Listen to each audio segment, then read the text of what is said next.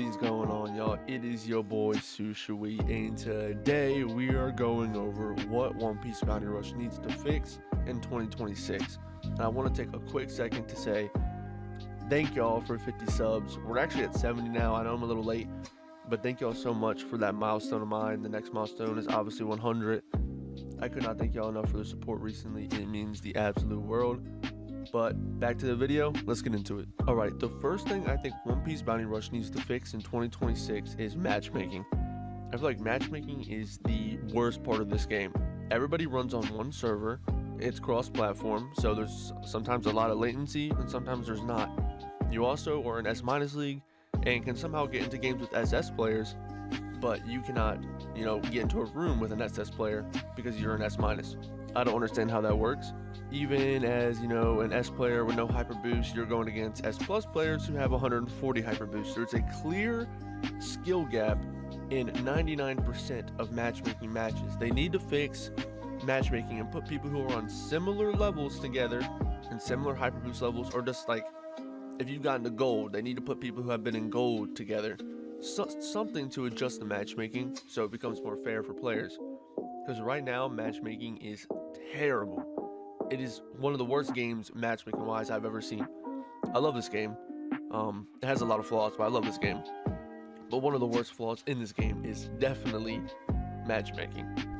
Next, I want to go over something that I haven't seen a lot of people talk about, but a way to test EXs. Now, I know they'll probably never do this, but think of how cool it could be if they drop a new EX banner for Blackbeard, for instance, and they drop a practice like next to the banner.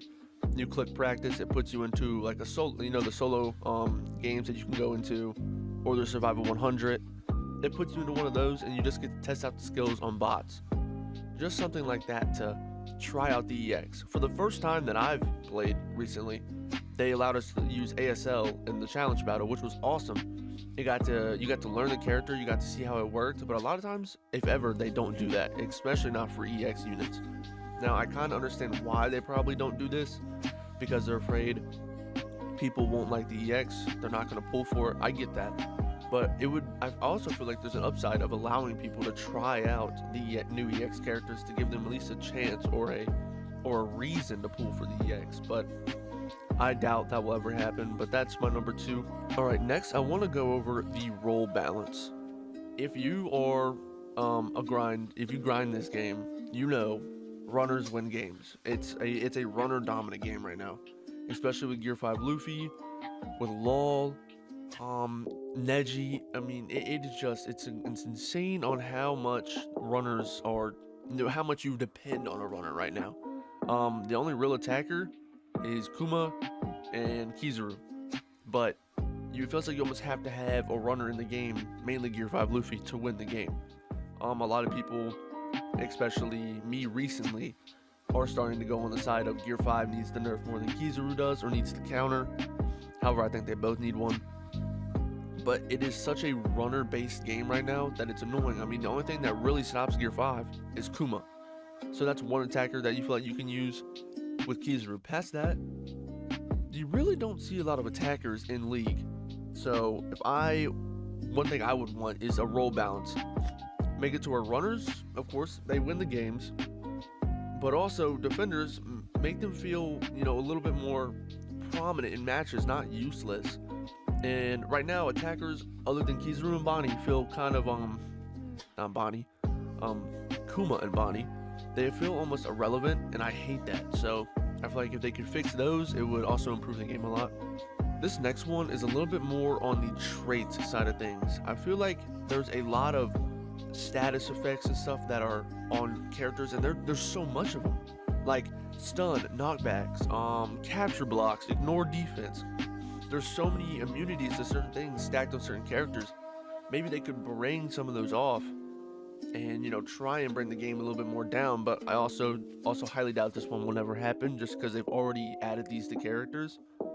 But they could do less trait stacking.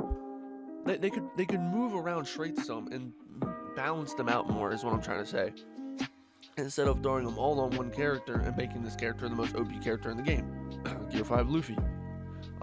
That's another thing, but like I said, this probably won't ever happen, just because of how many characters already have so many traits stacked on with each other. So On to the next one. And for the next one, it kind of adds to matchmaking, but I feel like solo players who solo queue are cooked from the start.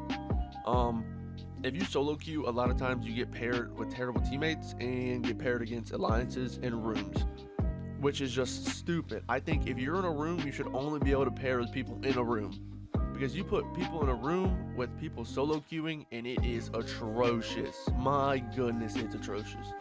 Now, to my knowledge, if you're in a room, you don't pair with a room.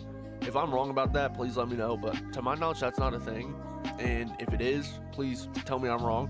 But they need to add that, because I think it would, once again, kind of help with the matchmaking. But like, even as a solo queue player with random teammates, you're not talking, there's nothing you can really do, you don't have any chemistry with these people, you should be going against other solo queue people. That's my opinion. It's almost like One Piece Bounty Rush. It's a team-based game, but there's no team system unless you're in a room, which is a problem that I think definitely should be fixed. For my next point, I almost feel like they should add something else. Every season, once you're in SS League, it's kind of the same grind point every season. There's no long-term goals other than ranking, nothing exciting unless there's a new EX. It's almost like they should add something more, like a ranked mode, something other than like leagues, of course, some new season challenges, or just new milestones to progress your account. Something new that should happen to add a little more excitement into playing the game. For this next one, I think might be controversial, but I almost feel like they rerun certain EXs too much. Because I feel like an EX should be rare. If you have an EX, it should be rare. But they rerun all these EXs so people can get them. Now, I know, for me personally, if they did this and I didn't have a certain EX I wanted, I'd be pissed. So this is a very controversial one that I'm not even 100% sure on, and I just want y'all's opinion on it. So how would y'all feel about if they stopped rerunning old EXs so much and made it like a rarity to have an EX? Because right now, EXs are becoming extremely popular. So I don't know, that's just me, but let me know what y'all think of that one. The last one I want to go over is a lack of transparency in the whole game. Starting on the shop or the scout, there's no pity counter shown. The rates, sometimes feel not very out there. I feel like they do that on purpose, and it's hard to plan in a way how and when you should use the rainbow diamonds. I feel like they should give you a guarantee tracker right there. Spend 3,000, you get the EX. Clear banner timelines, I feel like would also be a great way to add this. There's a lot of things they could do in just the shop alone to allow people to have a clear understanding on what you're getting and how to use it. And then for new players, they should also make a very clear tutorial on what to do. Like, of course, once again, they'll never do this because it's Bandai, but don't use your rainbow diamonds on units you don't want. Don't waste your rainbow diamonds, they're hard to get. Put your characters in special training. Play your solo missions. I feel like they are very, very vague on points like this, and I feel like it almost takes away from how a new player can progress unless they watch YouTube videos on popular creators. Alright, y'all, that's all I got for today. Let me know what y'all think. Leave a comment below on what y'all think could be changed. If there's anything you disagree with, let me know. But I just think there's a lot of things in this game that could be fixed in 2026, and if any of them will be fixed, I doubt it, but you never know. Follow the TikTok at Truly Certified. Follow the Twitch at Shusui. Feel free to like and subscribe. It means the absolute world. Y'all do not understand how much that means to me. I'm gonna keep giving my all every day. And it's your boy Shusui signing off. Funny face kid and it's all black on the line, looks right albino. Even though then I know where did all of that time go? I see pyramids, no Kaido.